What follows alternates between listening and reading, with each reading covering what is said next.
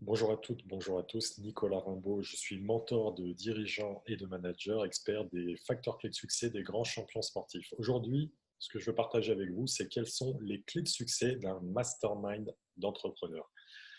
Des masterminds, ce sont des groupes qui se constituent avec différents entrepreneurs, dirigeants, personnes qui ont des objectifs à atteindre et qui veulent pouvoir bénéficier de la force du collectif, pouvoir s'apprendre les uns les autres et en repartir plus fort et plus puissant. Tous les masterminds ne se valent pas et en tout cas, ce que je veux partager avec vous dans cette vidéo, c'est quelles sont les clés de succès des masterminds d'entrepreneurs.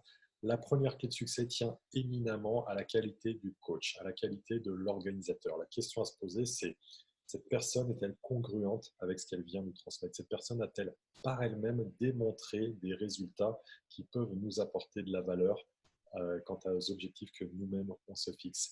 Cette personne a-t-elle des qualités de pédagogie, d'abstraction, d'implémentation des clés de succès de la réussite, parce que quelqu'un peut absolument réussir et avoir manifesté les résultats, mais ne pas savoir comment les partager. Et cette personne est-elle véritablement un ou une coach dans le sens aider les personnes à grandir, aider les personnes à prendre du recul, à se construire leur propre projet sans interférer avec sa propre vision. Donc, les qualités de l'animateur ou du coach, c'est la première des clés de succès d'un mastermind. La deuxième, c'est les qualités des membres. La qualité des membres. Chacun des membres doit avoir une personnalité qui soit compatible, doit avoir des valeurs qui sont communes et qui sont partagées. Euh, une personnalité qui soit compatible ne veut pas dire une même personnalité, parce que l'écueil serait justement de réunir des clones au sein d'un mastermind, ce qui au final appauvrirait le groupe plutôt que de l'aider à se développer. Des valeurs communes, des valeurs partagées, également des niveaux de succès ou des étapes dans la vie globalement similaires.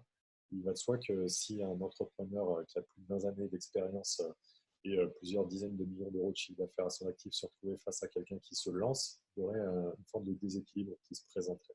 Donc la qualité des membres est fondamentale et essentielle et lorsque vous vous inscrivez à un mastermind, c'est vraiment important d'y accorder beaucoup de valeur. Autre point essentiel, la différence des compétences et des expériences. L'idée, c'est que dans un mastermind, ça peut être très riche et intéressant d'avoir des gens qui sont d'univers différents, qui sont d'expériences différentes.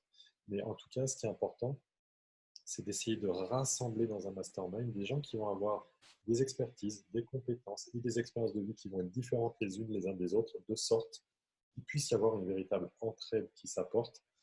Moi-même, je participe à des masterminds et je m'aperçois que je n'hésite pas à solliciter des membres participants comme moi des masterminds dans lesquels je suis sur des domaines d'expertise qui ne sont pas les miens.